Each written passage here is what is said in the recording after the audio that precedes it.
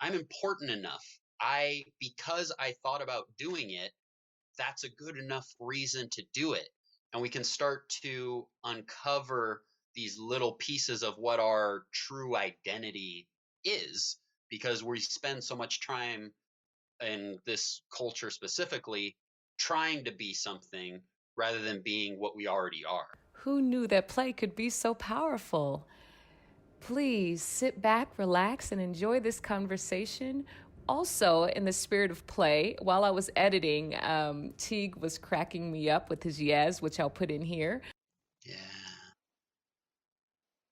Yeah. Yeah.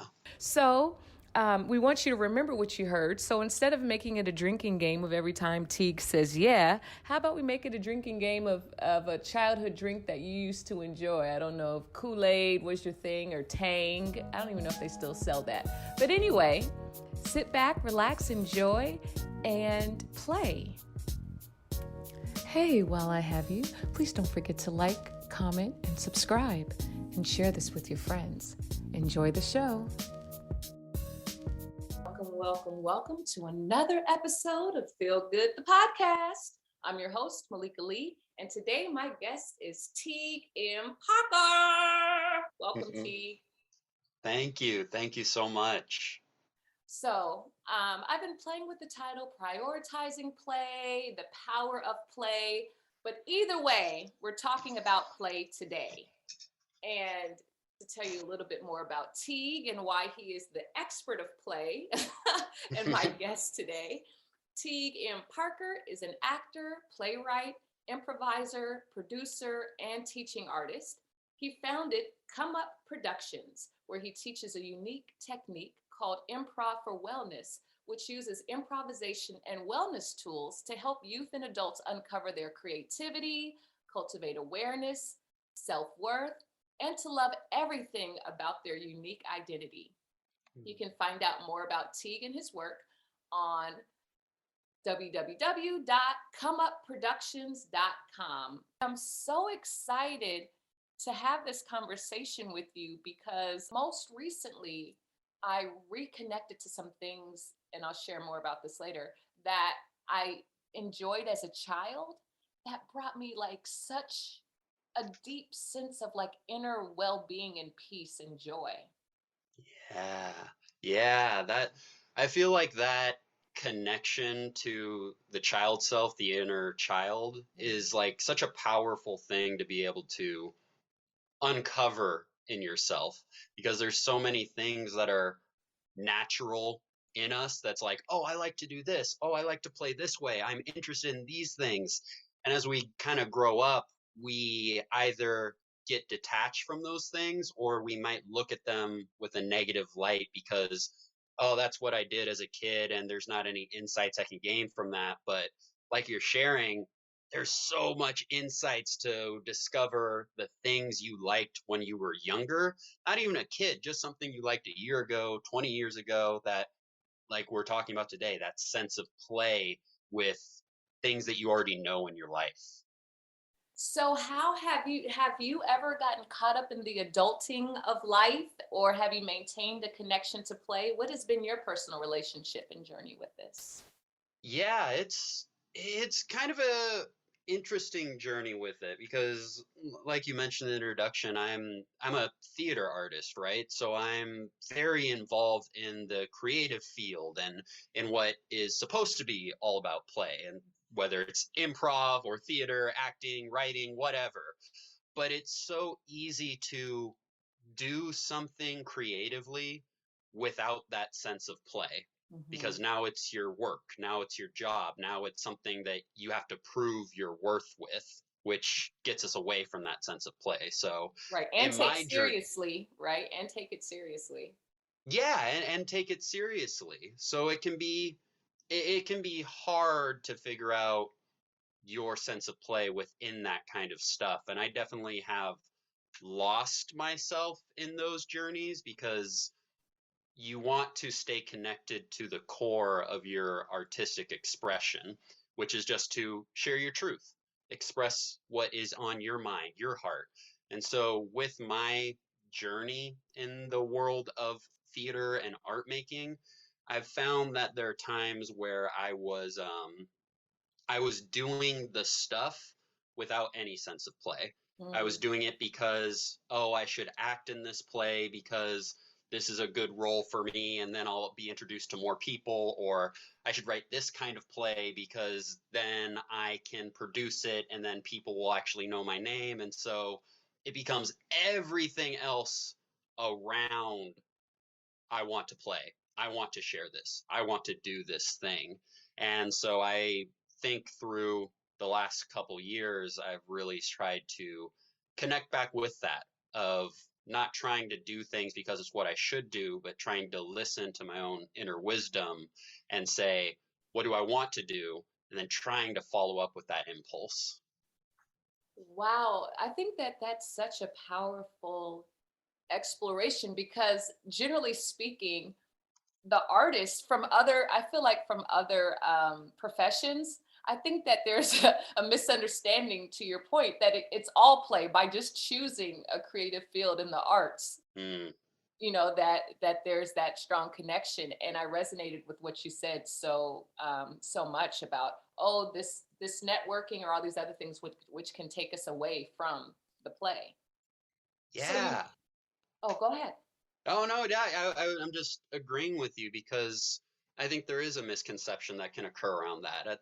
At the end of the day, when you have a discipline around creativity or you have a discipline around play, you automatically have to kick in your self-awareness because it's so easy for it to turn into something that you just do rather than something that you choose to be a part of, I think. Mm-hmm. So you mentioned like disengaging a little bit and then turning around and refocusing. So why was it important to you to connect back to playfulness in your life, and not just in your career, but just in general? Yeah, I think that I needed to return to that sense of play and return to that sense of just honest expression because I wasn't fulfilled in the thing that I do. Like I run my own personal business with Come Up Productions and I've made a lot of sacrifices to focus on that. And because of that, it can be so easy for you to kind of get what's the word, envious or jealous or feeling low self-worth and all that stuff because, oh, I haven't accomplished this or people don't know this about me or I misunderstood here, there, and whatever.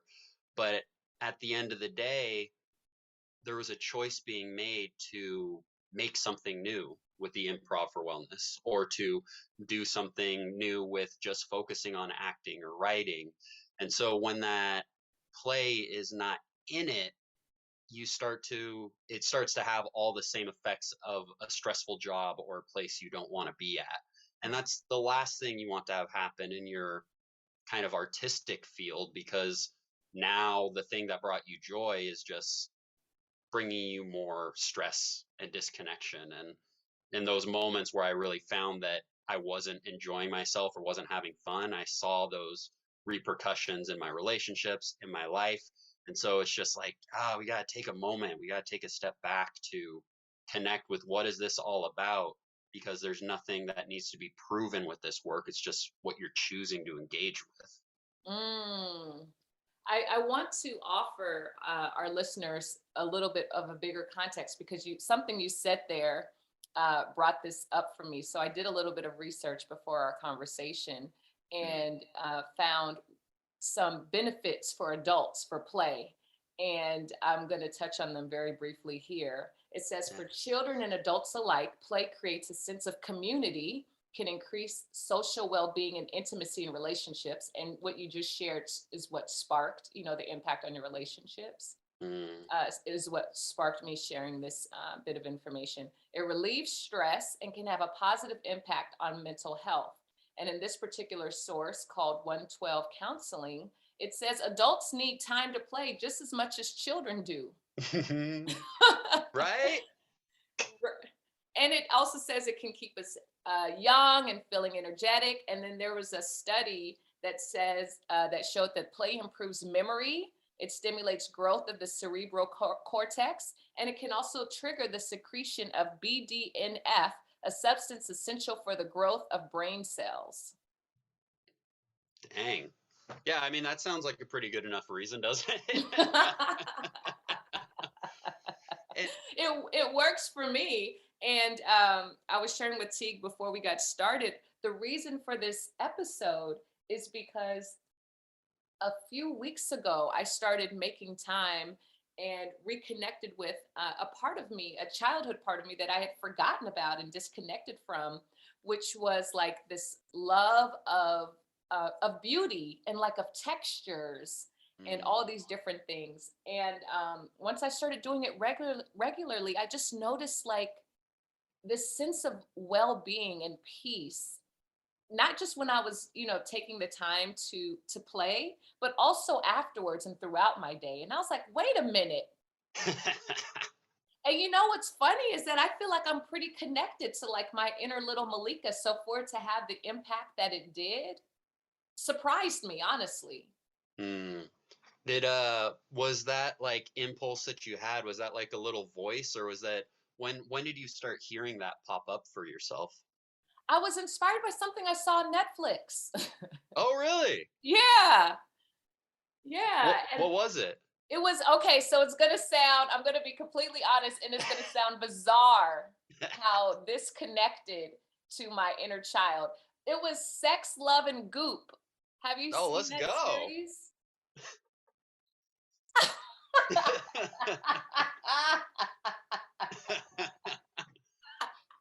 Probably not what you were expecting, but in um in in this, have you seen that series? No, I haven't. I've seen the image pop up, but I haven't seen it myself. Okay, so it shows it follows like five couples going to five different like healers or people who have different healing modalities to support them in sex, intimacy, healing, all these things, right? Mm, So there's one lady who has which she calls erotic blueprints. mm. And because she was saying that the way that adults play is by having sex, basically. And I was like, okay, I think that's definitely how some people see it. And like you said, whatever it is, not everything is neutral until we bring our own energy to it, right? For some people, sex is play. For some people, it's not. Absolutely.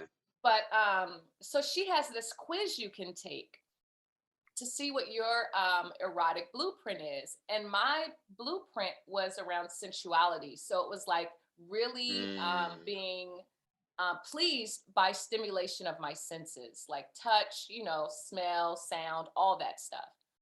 yeah. And of course, when I was a kid, it wasn't anything sexual, but I'd forgotten about my interest in like textures. But I remember like the texture of my comforter, you know what I mean? In like one place I stayed at, or like how much it brought me joy, the different smells of things, because my mom used to sell Avon and different things, and I would like mix stuff together.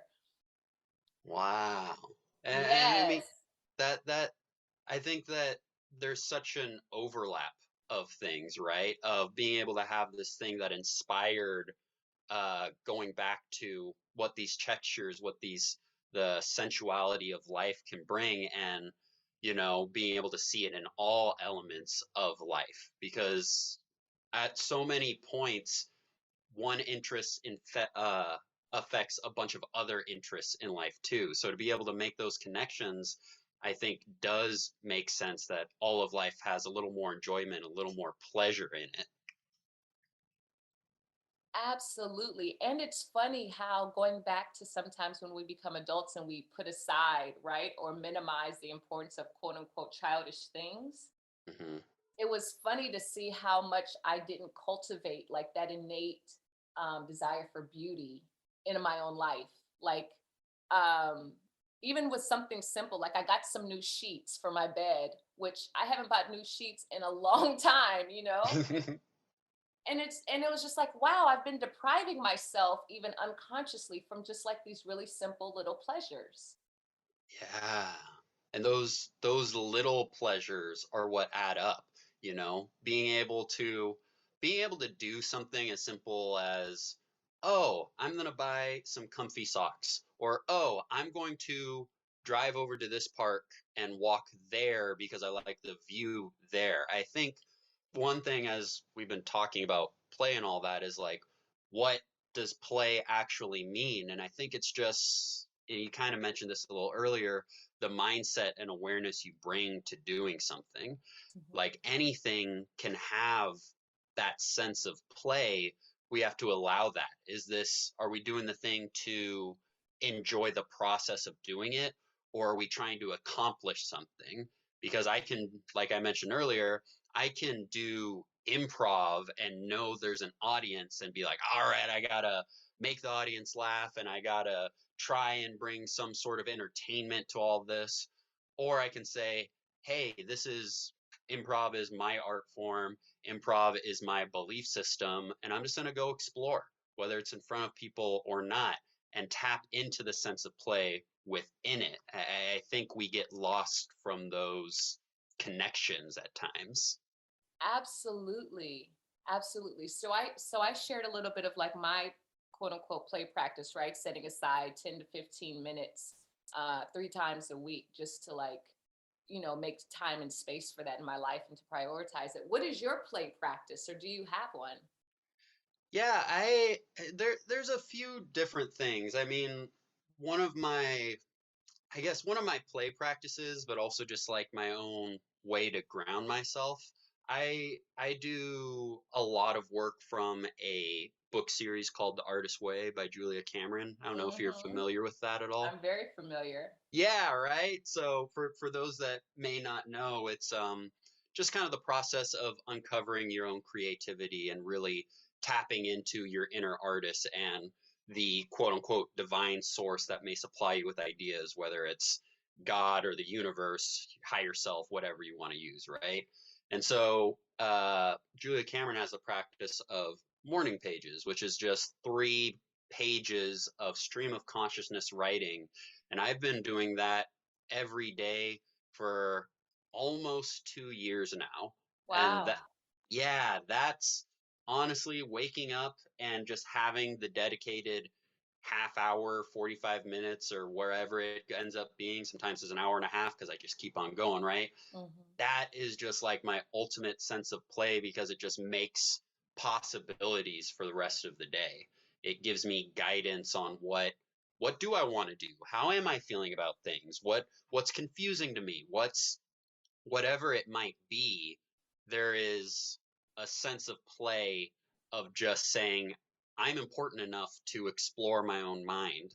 And sometimes that can be a really serious topic. Sometimes that can be stuff that hurts to explore, but that doesn't stop it from being play. Because I think sometimes we see it as like, I got to be smiling and laughing. It's got to be pure joy and just giggles all the time. And it's like, play is just you saying, I'm going to explore and allow myself to discover what happens when I do this thing. It doesn't have to make you smile at every moment. It just is you saying, me doing the process is enough. Nothing has to come out of it. Yes, I can dig it. And I have you done the artist dates, which is also another part of the play I think she includes in there. Yeah, yeah. The artist dates are definitely something I do too. I definitely fall off on them sometimes, but taking yourself on a little date of like, you know what? I'm just gonna go to this bookstore and I'm not gonna get anything. I just like being in bookstores. That's again those little ways that you can put play in your life and really just put creativity in your life because I kind of see those things as synonymous in a lot of ways. When you're being creative, you're being playful. When you're being playful, you're being creative because both things are self expression at the end of the day. Absolutely. I just went out on an artist date back to a place that I used to frequent with my aunt when I was a kid, which is Broadway neighborhood. Ooh. Yes, and went into some consignment shops and just seeing, for those that aren't familiar with Broadway in Seattle, they have um I don't know, I only saw it one place, but they have the little, like, let's say Tango, and they have these metal feet that are in the sidewalk, and they're numbered 1, 2, 3, 4 to teach you basically the footwork of the tango.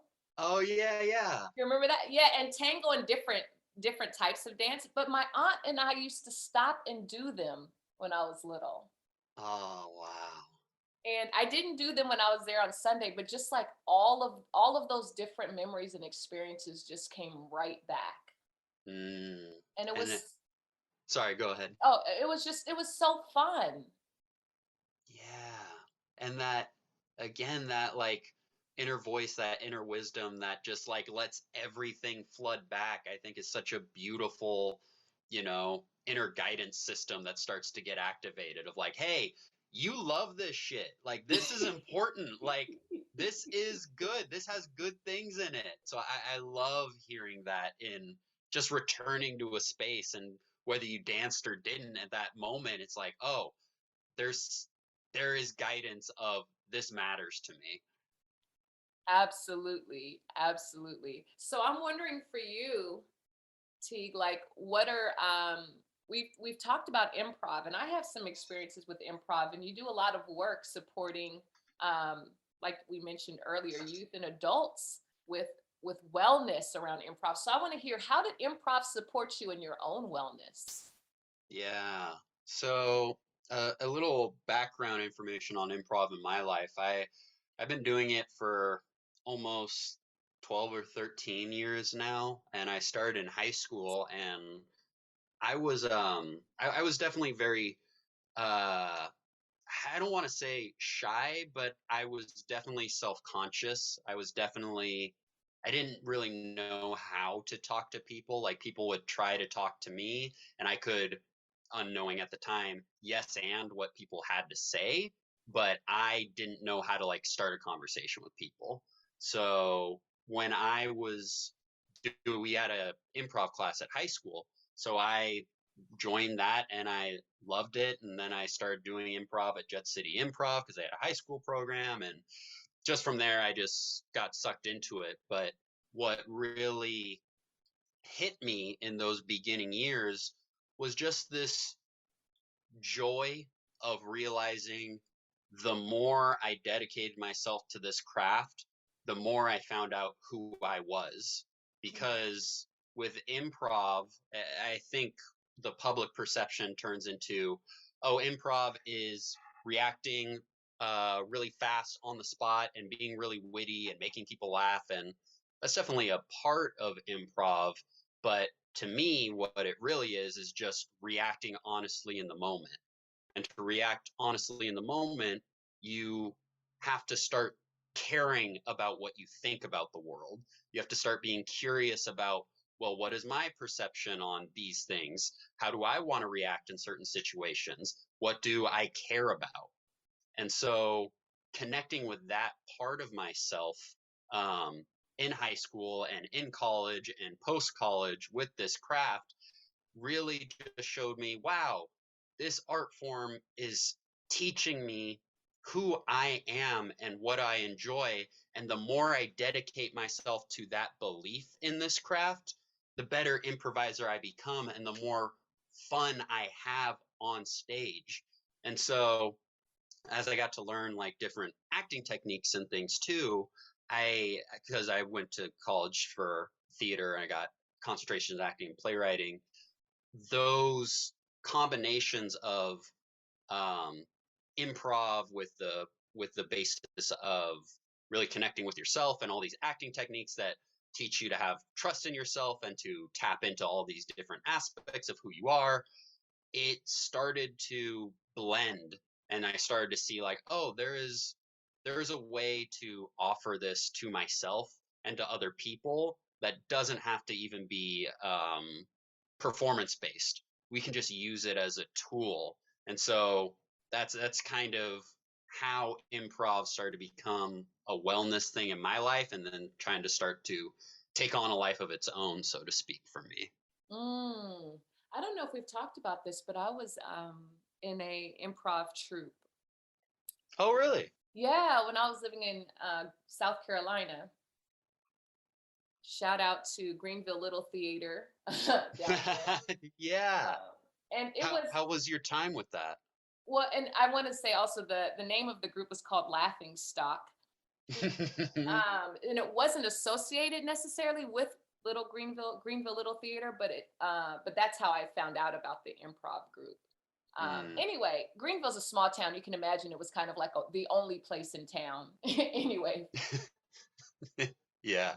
it was such an interesting time in my life because in the past, I would say that I was a perfectionist around that time.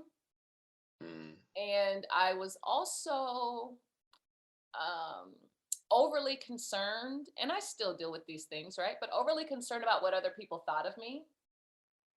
And I guess the full Mm. circle moment between what I just shared about going on Broadway and how that was a place that my aunt and I would travel, my aunt had just passed away around this time. And there was a part of me that was just like, why am I taking all this stuff so seriously? You know what I mean? Like, Mm. cry two tears in a bucket, F it. Just go for it. Like, live your life because, the perfectionism kept me from taking risks and trying new things because I couldn't make mistakes.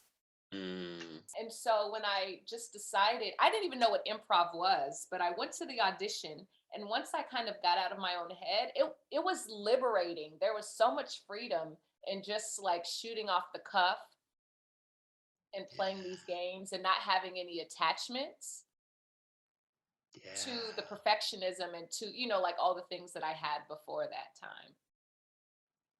Yeah. And I mean, what a beautiful thing to be able to tap into, because I think with improv, the biggest joy or the biggest revelation I feel I had going through it was that, oh, you don't have to be funny. You don't, there's no barometer of success for this stuff. It's literally you do it. And sometimes people might laugh, sometimes people might not.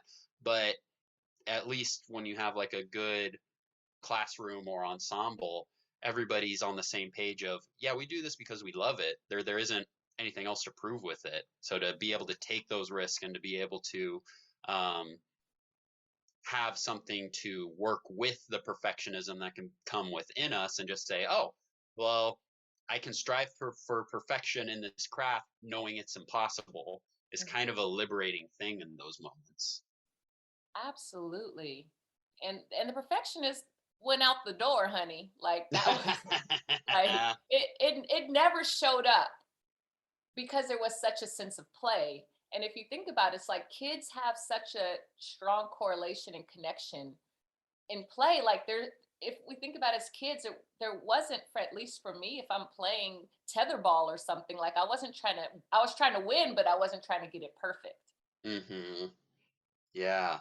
And I think that a lot of kids and just youth in general, they're able to tap into that because they haven't connected doing a bunch of stuff will equate to my self-worth, right? If Mhm. I'm good at tetherball, I'm not going to be a better person. It's just me playing tetherball. But I think as time goes on, especially in our culture, being good at something or being bad at something starts to really decide what we think about ourselves rather than, oh, well, I like this thing and I already love myself. So I agree with you that I love that about um, youth in general, that people sometimes they haven't had that part come into their lives quite yet. Right, right, absolutely.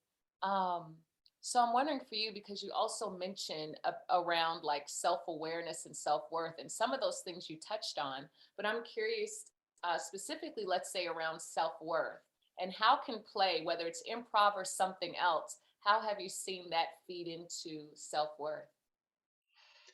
Yeah, that's a good question. I think I see it feed into the self-worth because you're working a muscle when you're playing.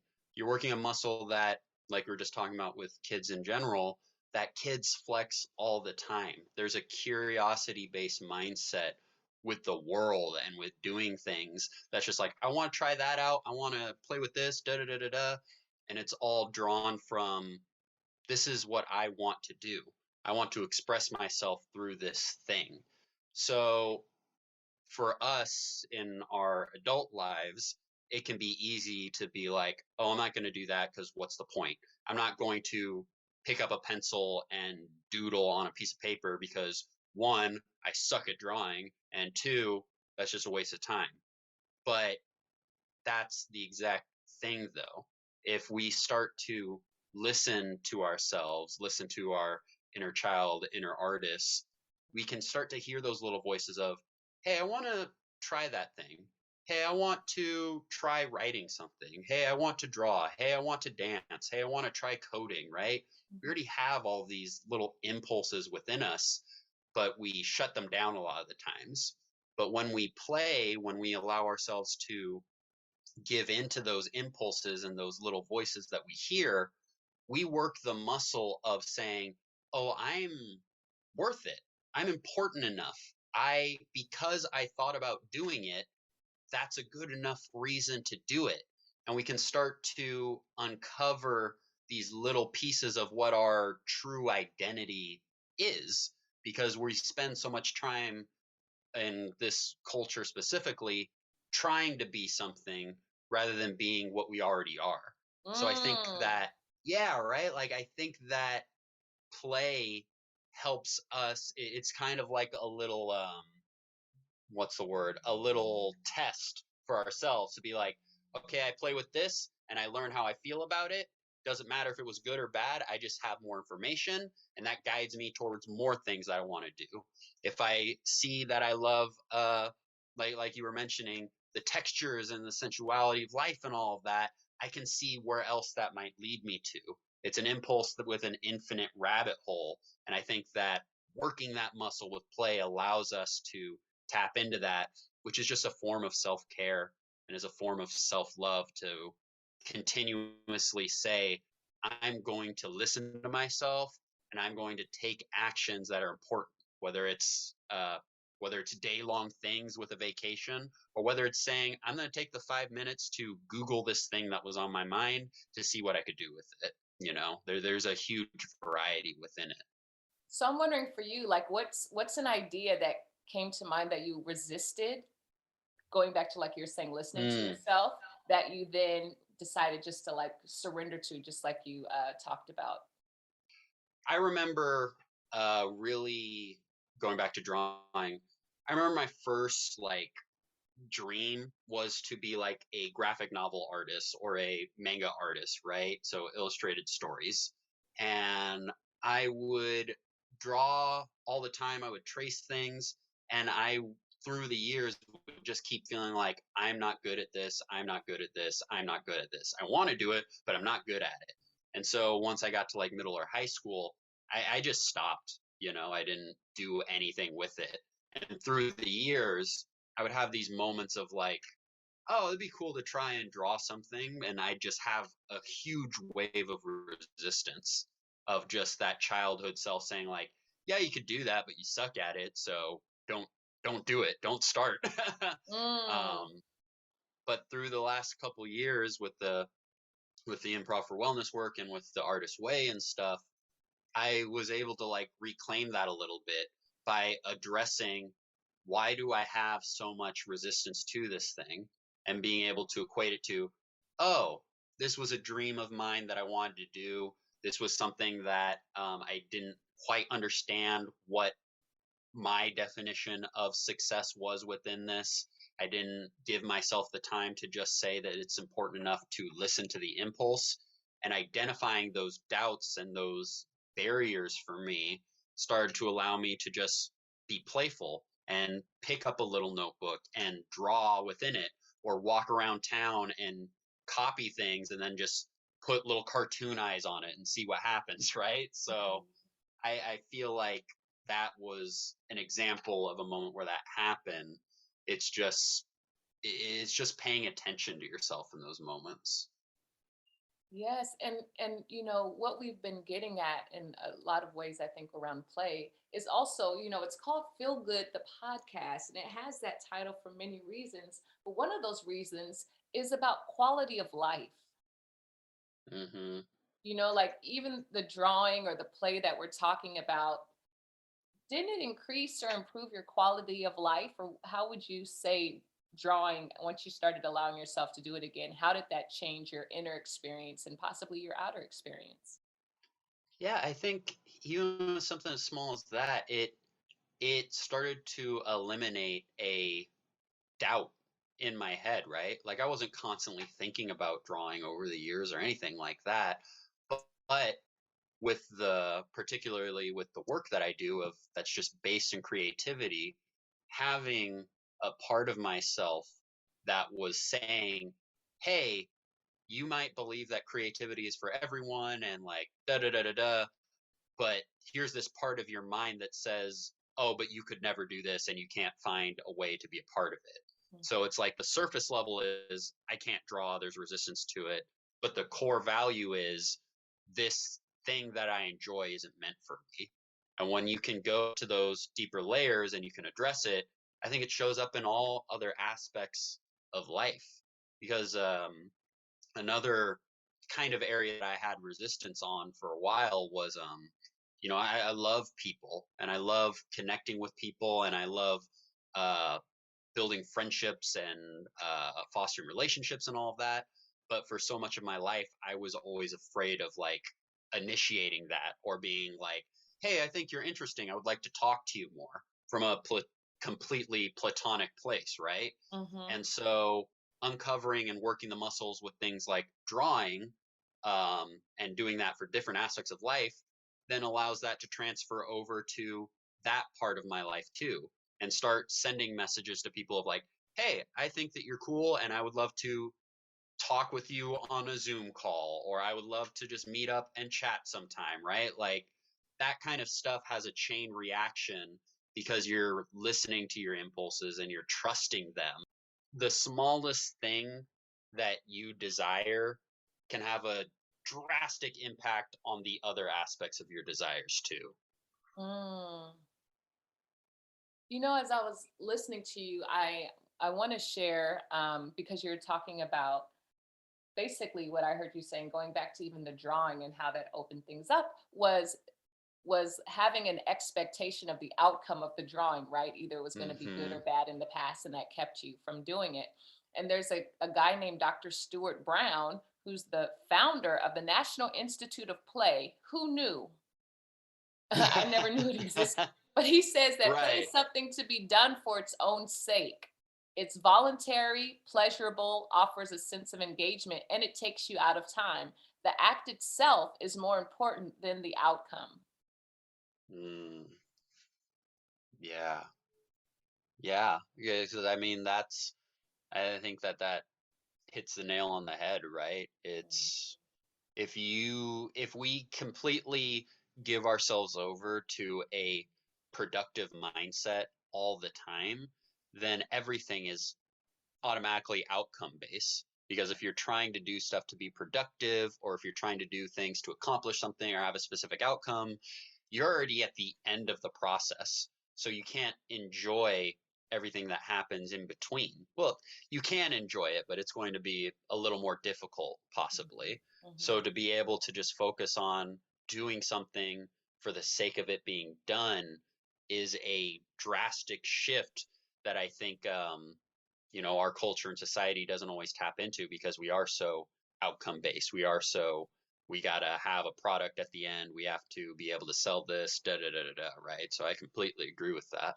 Yeah, and also simultaneously, not that there's a correlation, but perhaps there is that we're also one of the most medicated Mm, societies, and perhaps that medication, whether it's self medication in legal or illegal substances, is a way to try to get some relief or some joy or some, you know what I mean, some hmm. levity that Yeah. and some people do need support of medication on a chemical basis, but I'm talking about, what I'm talking about, Mm, that perhaps an access that what people are looking for could be found in this way as well, as far as quality of life through play and exploration.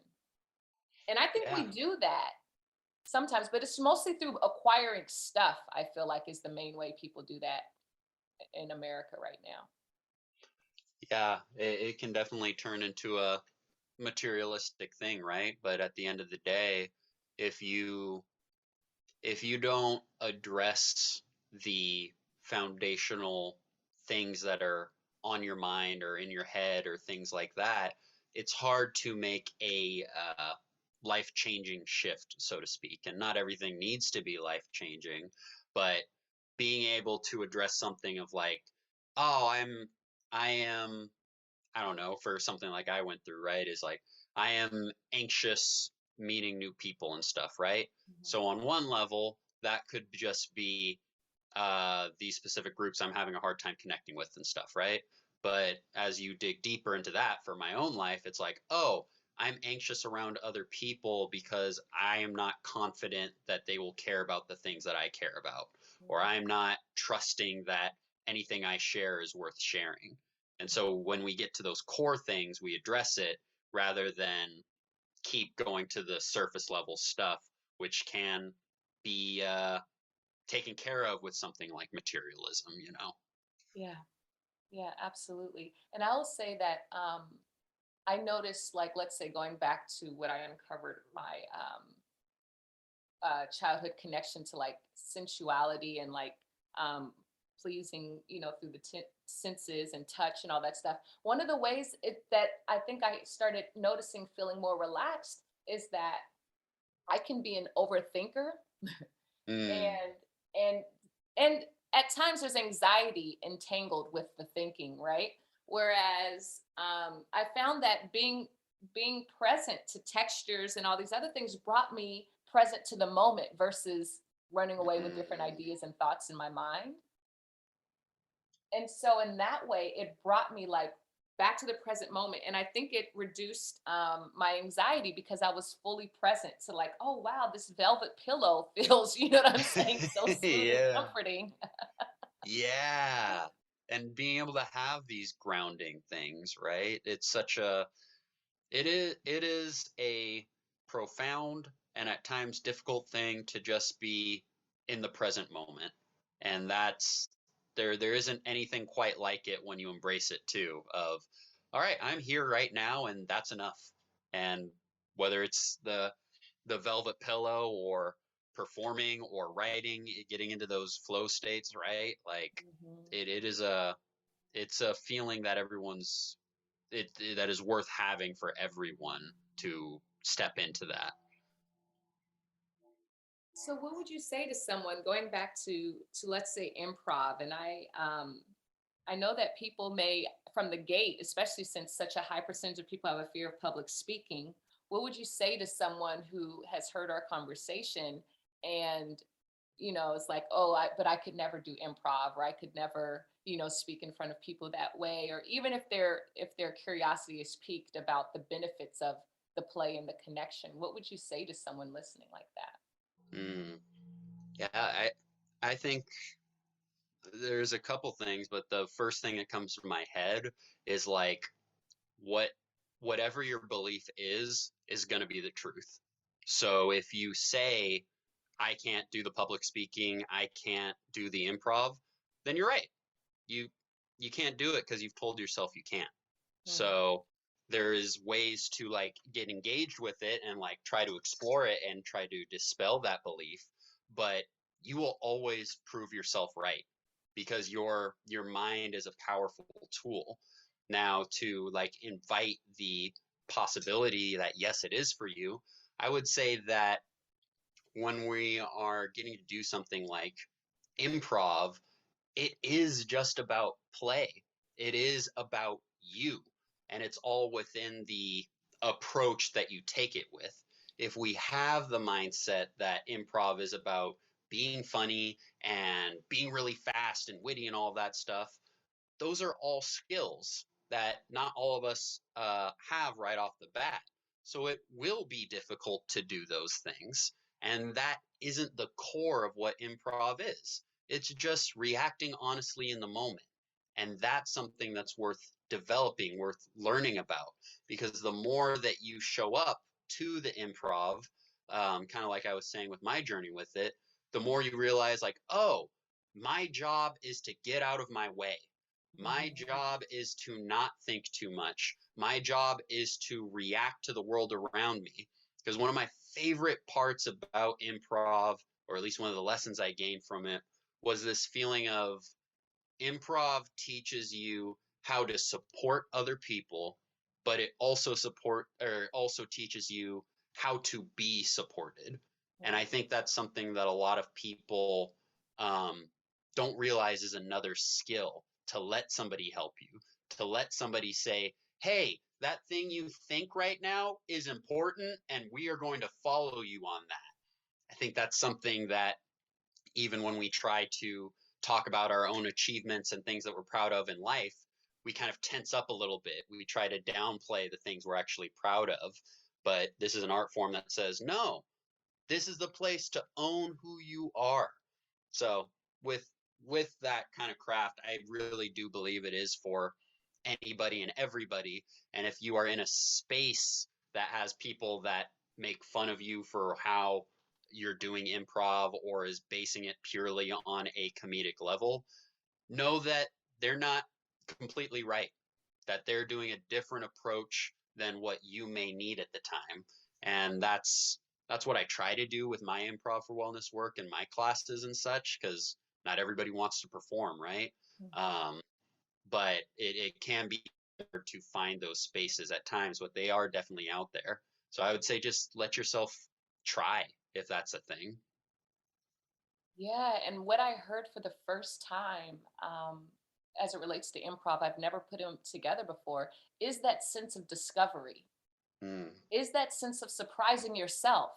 You know what I mean? Like we all are and have the potential to be infinite beings, but then we kind of box ourselves in. And I would say that from listening to you, and it just occurred even in my own experience, that improv gives us a place and a perfect, um, let's say, laboratory of experimentation to uncover and surprise ourselves with mm, what we might say, what we might do by not censoring ourselves. yeah. That's a perfect way of putting it.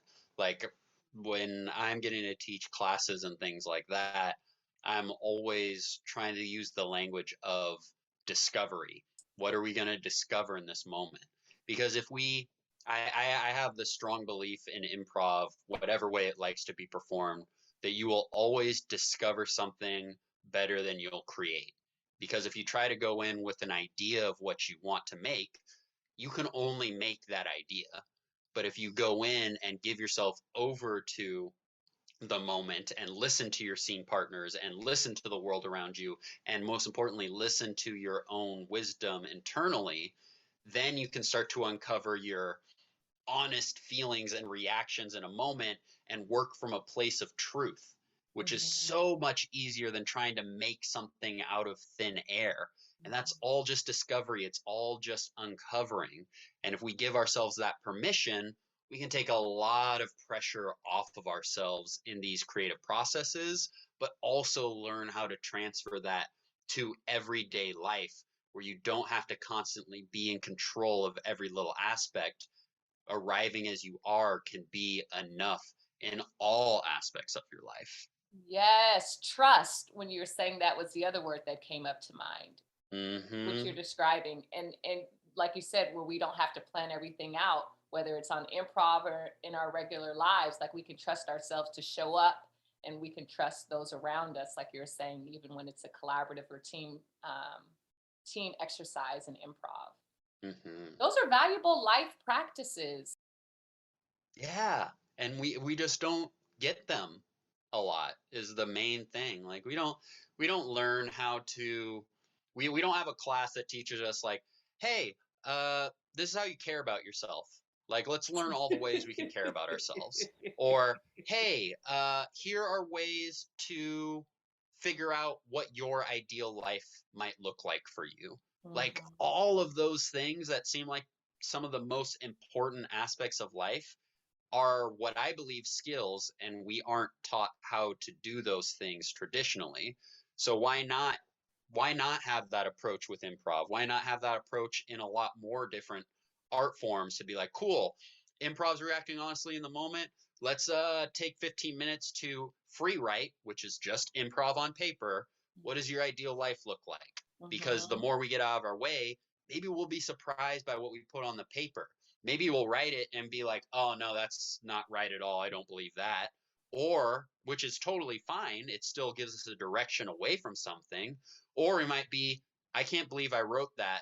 I've never thought about that. And I actually think that. And now we're just giving ourselves our own answers. We're not trying to go to someone else. We're actually cultivating the skills and knowledge internally so that we don't have to pay somebody to tell us all the time. We can just listen to our own tools and our own wisdom. You know what? This is a great. I'm going to wrap it up here, and I'm going to turn it back to you. But you just hit the nail on the head of what feel good is really all about at its core.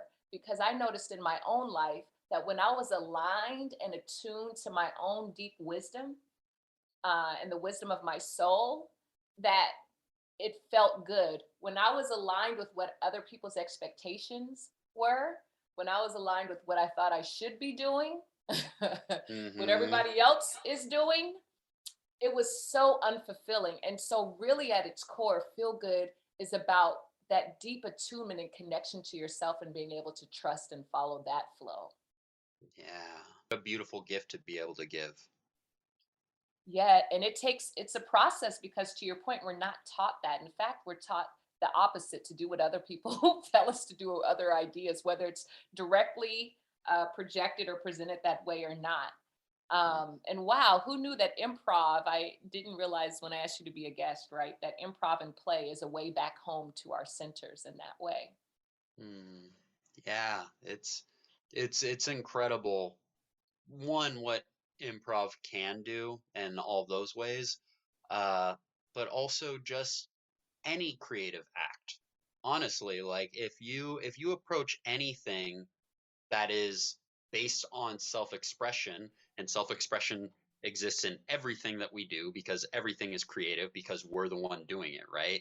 Two people can't walk the same way ever, so the way you walk is creative, so which means the way that you walk is an act of self-expression. But when you have that awareness of it, then you can start to tap into it. So you can have, you know, painting with wellness. You can have dancing with wellness. You can have coding with wellness. Everything can be done with an aspect of wellness and approach with that mindset. We just have to bring our awareness to it. And it just so happens that improv was the world that truly exists for me. But for even this podcast, the way that you bring wellness through this medium, and I'm sure tons of listeners that have passions and things they care about in their lives, how they find their own uh, self care and self love and some of the things they care about. We all have this knowledge and this approach. It's just letting ourselves claim it for the first time. Absolutely. Absolutely. So, are there any parting words for our listeners, Teague? Mm, yeah, my parting words for the listeners is just you have more answers than you think you do. And I have to remember that sometimes. We're all wise, we all have that inner wisdom. We just got to let ourselves have those moments to say, "No, I know more than I think I do." And so I hope that you get those moments to love on yourself. And I really appreciate you bringing me on the podcast today. I really had a wonderful time. Thank you so much. Thank you, Teague. I enjoyed you as well. And I'm going to leave them with a charge partly inspired by you, which is to explore and find your own ways of play. You have heard Teague, and I'll mention again the website where you can find out more because he does have an online improv session that he does around wellness as well. You can find him at www.comeupproductions.com. He is also on Instagram under his name, Teague M. Parker. And you can also find the handle Come Up Productions on Instagram and Facebook.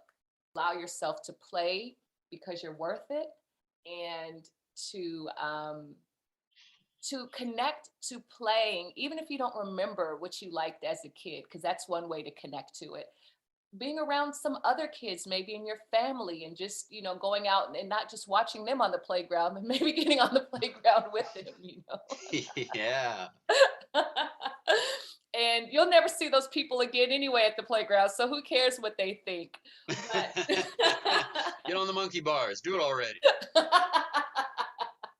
Right. So that's my charge for you all is with all these adult things going on and trials and all these things on the news, like, yeah, tap back into that joy.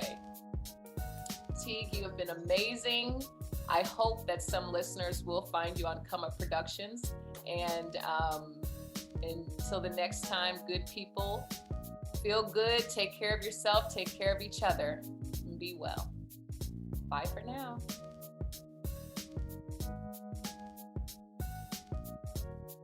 Thanks again for listening. If you haven't already, please like, comment, and subscribe. Share it with your friends. Also, you can find me on Instagram at Ms. Malika Lee. We have also a Patreon page, patreon.com/feelgood, if you would like to make a financial contribution to support this work. Or you can visit our website, thefeelgoodinstitute.com.